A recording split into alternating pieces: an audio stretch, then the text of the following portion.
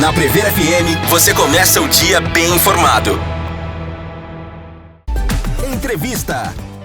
Agora 7h31, voltamos com as entrevistas aqui no Primeiro Jornal e recebendo agora o professor Carlos Frederico Wilken, do Departamento de Proteção Vegetal da Faculdade de Ciências Agronômicas da Unesp, campus de Botucatu, e a gente vai falar a respeito do primeiro Congresso e Feira Internacional de Biomassa, Compostagem e Floresta, BioConForest. Bom dia, professor Wilken, satisfação em tê-lo aqui.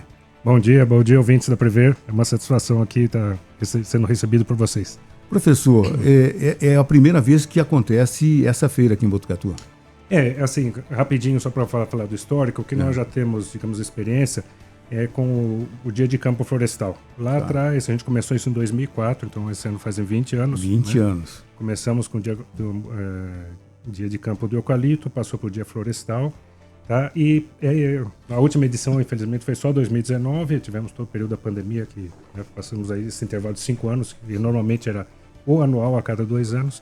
E aí nós recebemos, pelo grupo Mais Floresta, uma possibilidade de agregar junto ao nosso evento essa parte de biomassa e compostagem, de resíduos florestais e agrícolas.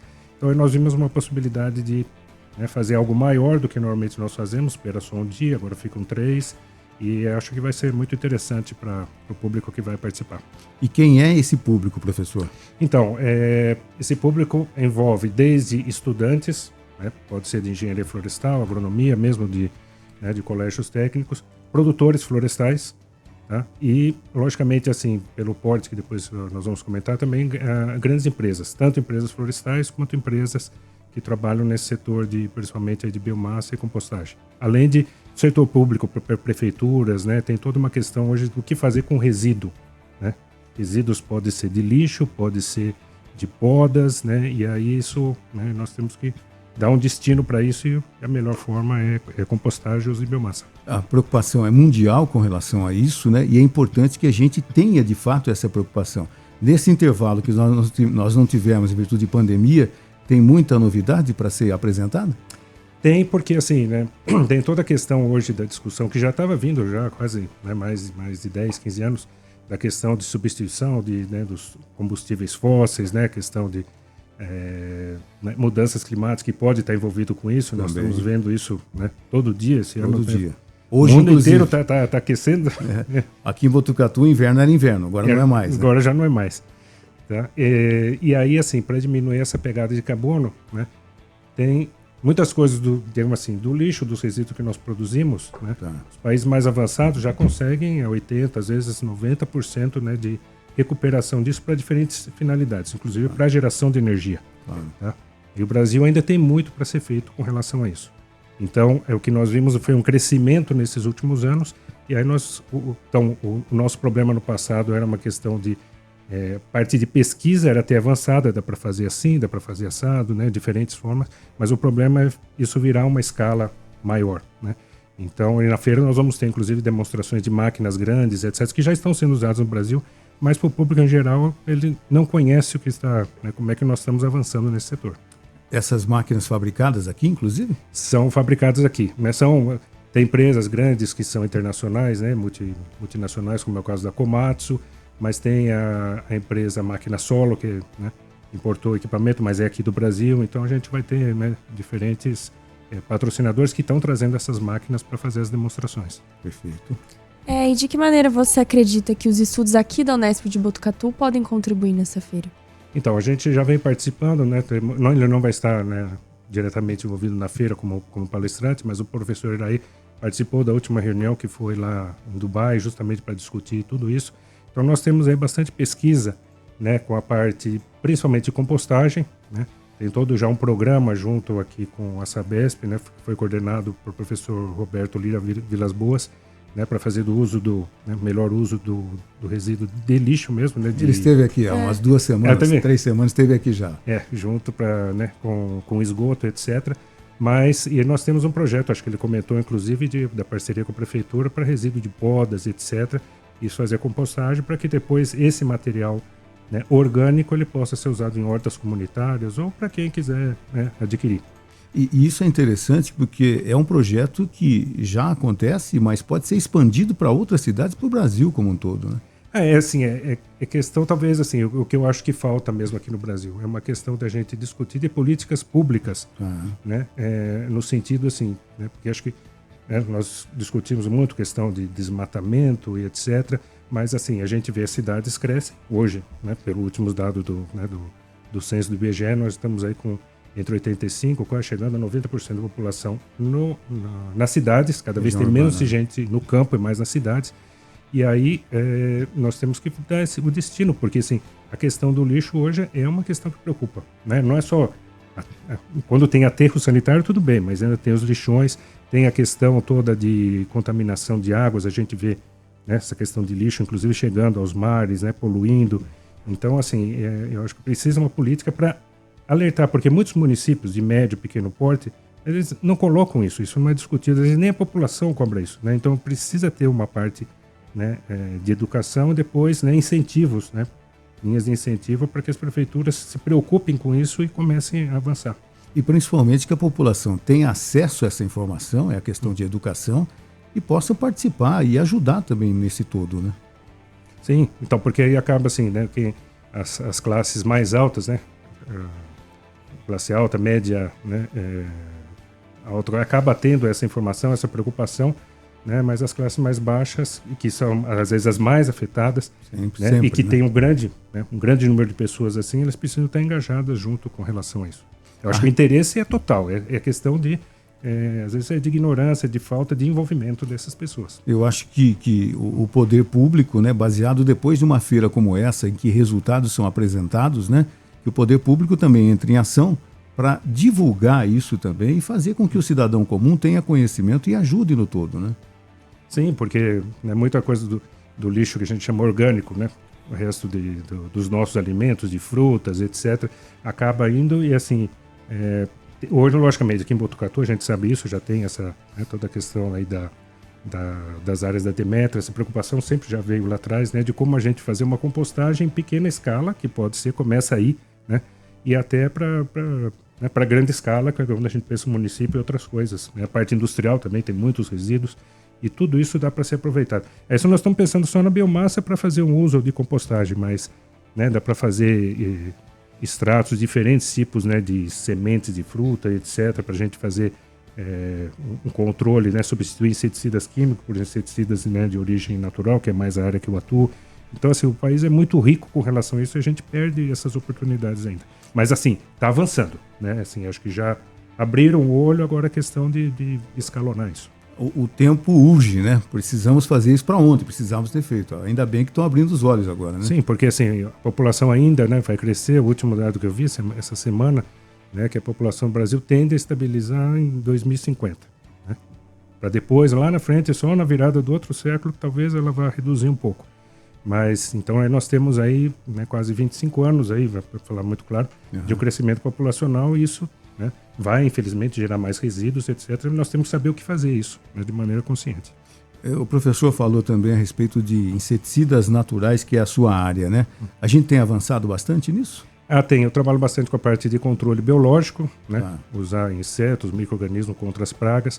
Né? Nós temos um professor, ele faleceu, agora conseguimos repor, mas vamos continuar com a linha de pesquisa, né, da parte de produtos naturais, que seriam os bioinseticidas, biopesticidas, né? Tem vários terminologias, não, controle de pragas, doenças, né, que a gente tem, né? A gente sabe desse problema, né, às vezes do uso excessivo, né, dos agrotóxicos, etc. Mas o Brasil hoje já tem uma política, né, já tem associação, inclusive, das empresas que representam, né, tem multinacionais, tem empresas nacionais. Então, nessa área, hoje o Brasil é líder, só para você ter uma ideia, no mercado internacional.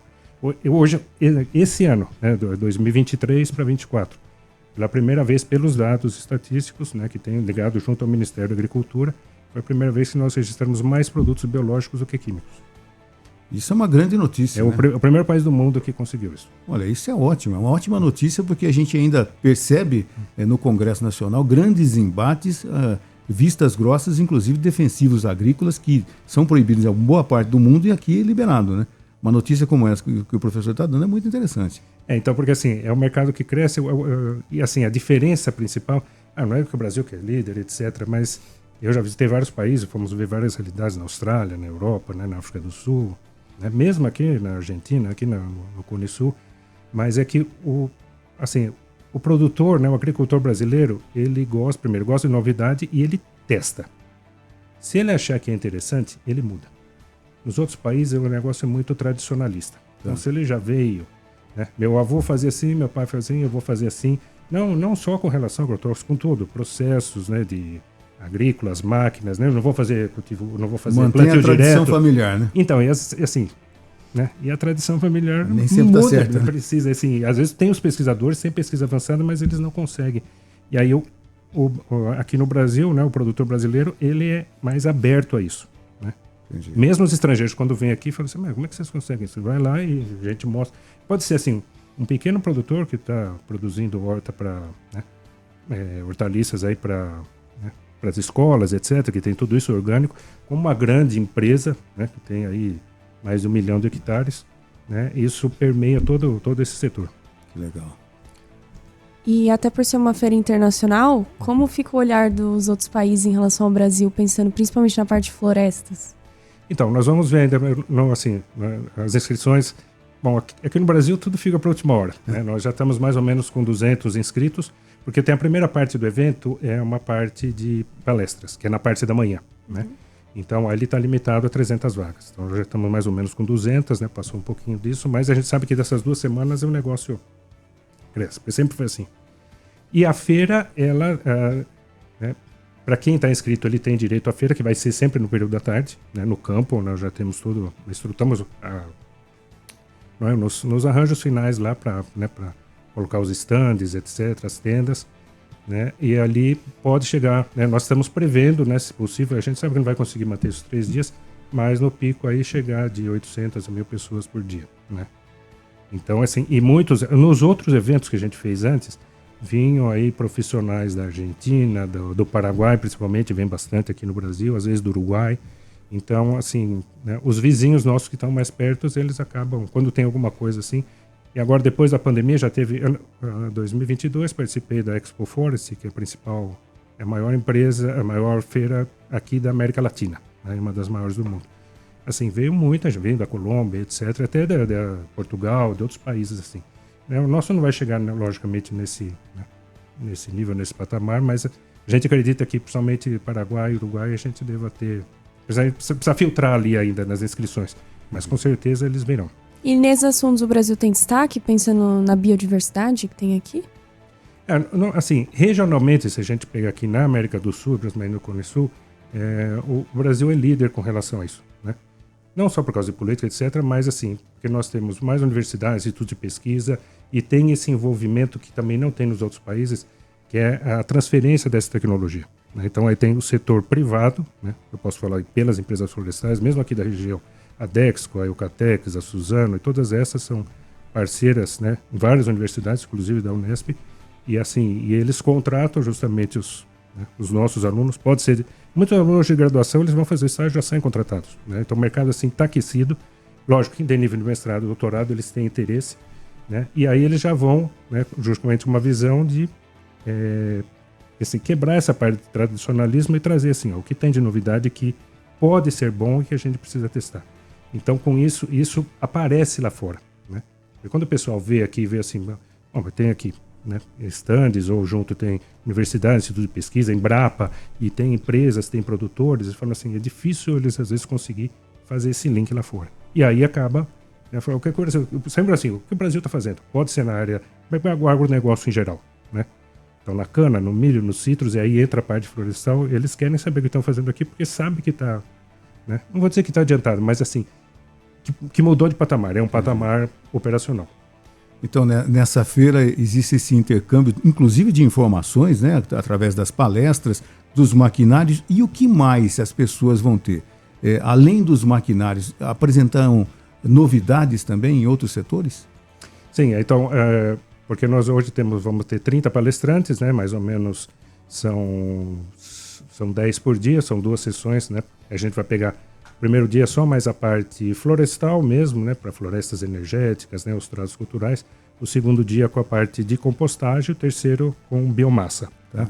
E aí, junto no período da tarde, além da feira, quem quiser, mas é com um número restrito de pessoas, vai ter cursos sobre compostagem, voltados para produtores em geral, voltados inclusive para as prefeituras, né, para o setor público, né, como alavancar isso, né, ideias de projetos, etc. Né?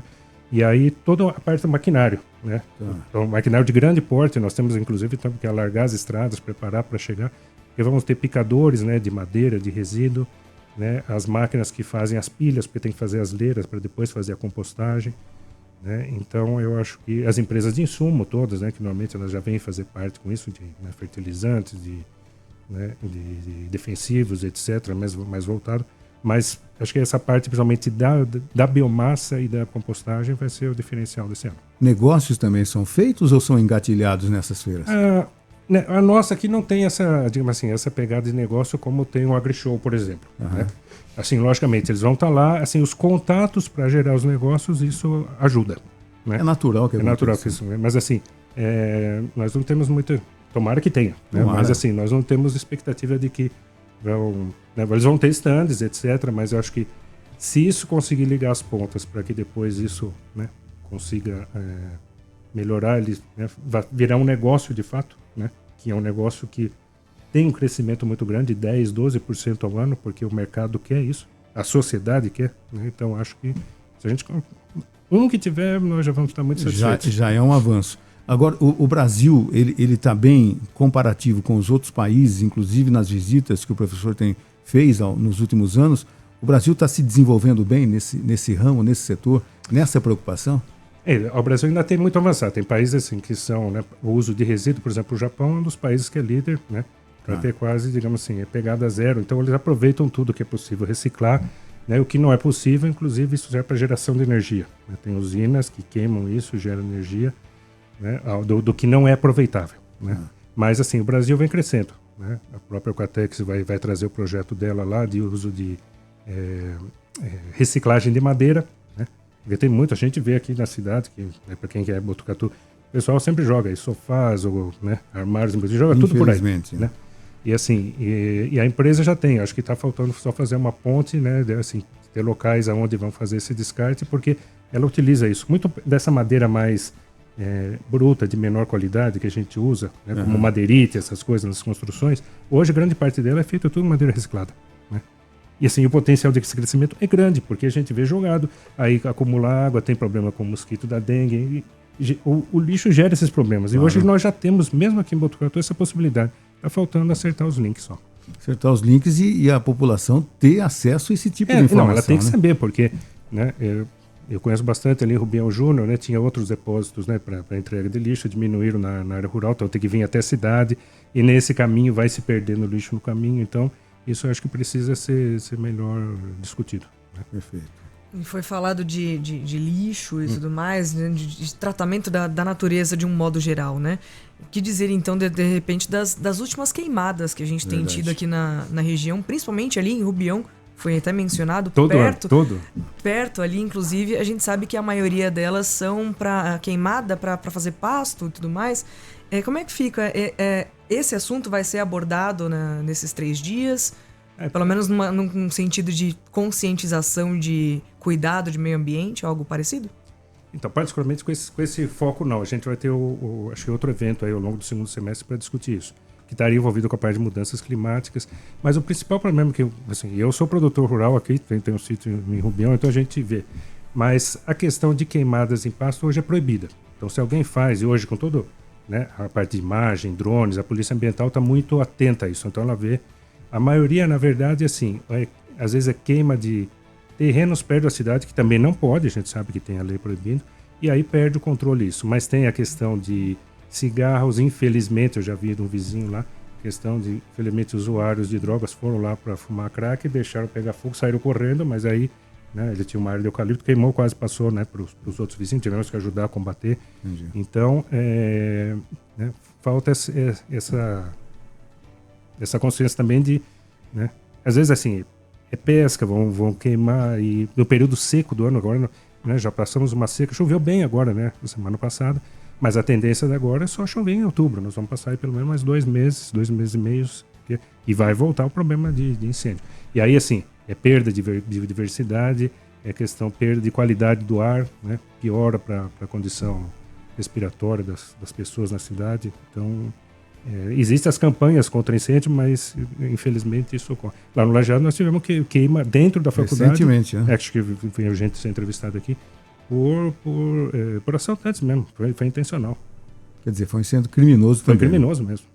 Tá certo. Ô, professor, e a questão de biomassa? Como é que funciona, como é que vai ser a abordagem nesse sentido? Então, a biomassa hoje vem crescendo, porque a biomassa, quando a gente usa o termo, ela serve para muitas coisas. São muitas coisas. Então, assim, as empresas que nós temos na região aqui, tem as usinas de cana, né, que o resíduo fica, né, que hoje é o bagaço de cana, isso é uma biomassa e que hoje é queimado, que a gente chama de cogeração de energia, então as usinas conseguem reduzir, né, a compra de energia porque elas conseguem produzir.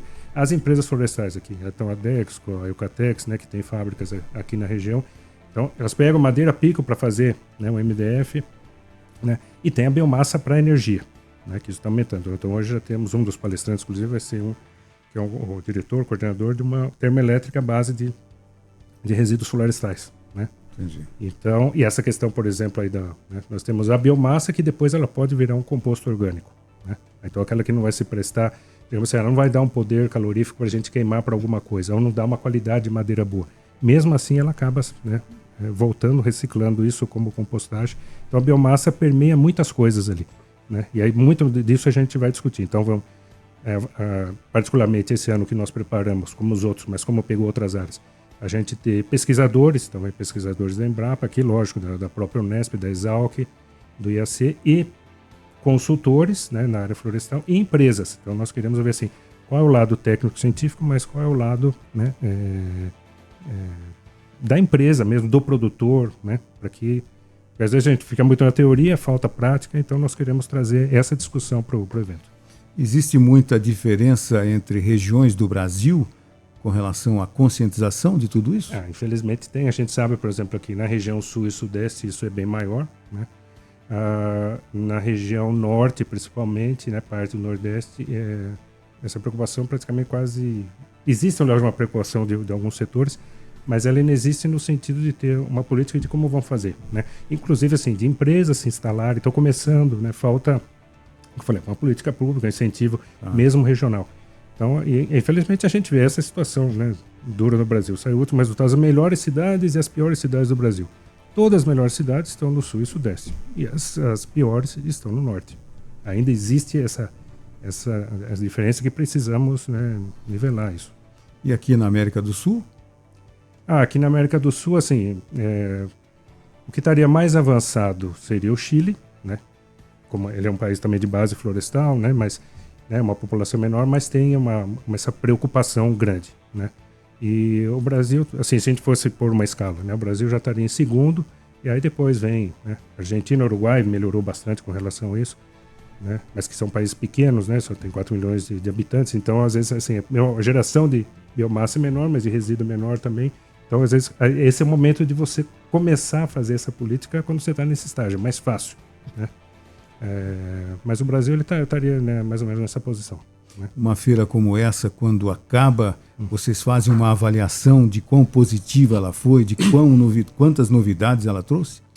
Certinho, certeza, porque depois do evento aí nós temos que fazer as reuniões pós-evento, né, para avaliar tudo isso. É feito, né, as fichas de avaliação, hoje são todos online, né, para os participantes, até para ver assim, quais foram os pontos positivos, aonde, né, não atendeu como esperado, para que a gente consiga fazer essa melhora, né? Pelo menos assim, nos dias de campo florestal que a gente organizou, a avaliação sempre foi positiva, né? Às vezes não é só questão de crítica, assim, teve gente que reclamou, estava muito quente, estava muito seco. Nós não temos ainda a parceria com São Pedro para acertar isso. Mas assim, às vezes as ideias, né? Eu achei que poderia abordar essa outra coisa. Então, às vezes as ideias servem para a gente motivar para os próximos eventos. Mas novidade sempre acontece, né? Sempre acontece, porque assim, nesse intervalo de 5 anos, né, muita coisa, né, em termos propriamente de tecnologia, de equipamentos, né, de exemplos, né, já em larga escala, nós já temos, né? Então nós queremos trazer esses casos aí para discutir, né, para mostrar então esse potencial.